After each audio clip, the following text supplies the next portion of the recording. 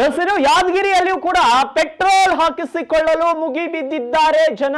ಯಾದಗಿರಿ ಜಿಲ್ಲೆಯಲ್ಲಿ ಪೆಟ್ರೋಲ್ಗಾಗಿ ಕೂಡ ಪರದಾಟವನ್ನ ನಡೆಸ್ತಾ ಇದ್ದಾರೆ. ಪೆಟ್ರೋಲ್ ಕೊರತೆ ವದಂತಿಯ ಹಿನ್ನೆಲೆ ಪೆಟ್ರೋಲ್ ಹಾಕಿಸಿಕೊಳ್ಳಲು ಬೈಕ್ ತೆಗೆದುಕೊಂಡು ಹೋಗ್ತಾ ಇದ್ದಾರೆ ಜನ. ಯಾದಗಿರಿ ಜಿಲ್ಲೆಯ ಶಹಾಪುರ್ ನಗರದಲ್ಲಿ ಕೂಡ ಪೆಟ್ರೋಲ್ ಬಂಕ್ ನಲ್ಲಿ ಪೆಟ್ರೋಲ್ಗಾಗಿ ಮುಗಿಬಿದ್ದಿದ್ದಾರೆ ಜನ.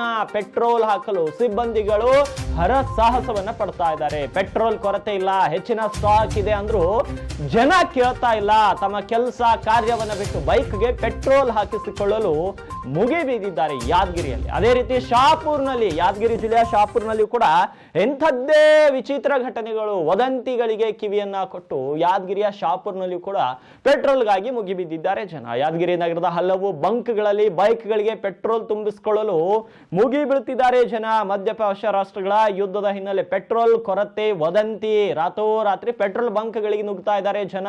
ನಮಗೆ ಪೆಟ್ರೋಲ್ ಕೊಡಿ, ಪೆಟ್ರೋಲ್ ಹಾಕ್ಸಿ ಅಂತ. ಆದ್ರೆ ಎಲ್ಲವೂ ಕೂಡ ಸುಗಮವಾಗಿದೆ. ಮಧ್ಯಪ್ರದೇಶದ ಯುದ್ಧದ ಎಫೆಕ್ಟ್ ಇದ್ರೂ ಕೂಡ ಭಾರತ ಕೇವಲ ಒಂದು ದೇಶದಿಂದ ತೈಲವನ್ನ, ಕ್ರೂಡ್ ಆಯಿಲ್ ಅನ್ನ ತರಿಸಿಕೊಳ್ಳೋದಿಲ್ಲ. ಸರಿ ಸುಮಾರು 41 ದೇಶಗಳಿಂದ ಪೆಟ್ರೋಲ್ ಮತ್ತೆ ಪೆಟ್ರೋಲ್ಗೆ ಬೇಕಾದಂತ, ಡೀಸೆಲ್ಗೆ ಬೇಕಾದಂತ ಕ್ರೂಡ್ ಆಯಿಲ್ ಅನ್ನ, ಕಚ್ಚಾ ತೈಲವನ್ನ ತರಿಸಿಕೊಳ್ಳುತ್ತೆ. ಅದಕ್ಕಾಗಿ ಮತ್ತು ಭಾರತದಲ್ಲಿಯೂ ಕೂಡ ಕಚ್ಚಾ ತೈಲದ ರಿಸರ್ವ್ಗಳು ಅಂದ್ರೆ ಸಂಗ್ರಹಕ್ಕಾಗಿ 74 ದಿನಗಳಿಗೆ ಸಾಕಾಗುವಷ್ಟು ಪೆಟ್ರೋಲ್ ಡೀಸೆಲ್ ಭಾರತದಲ್ಲಿ ಇದೆ.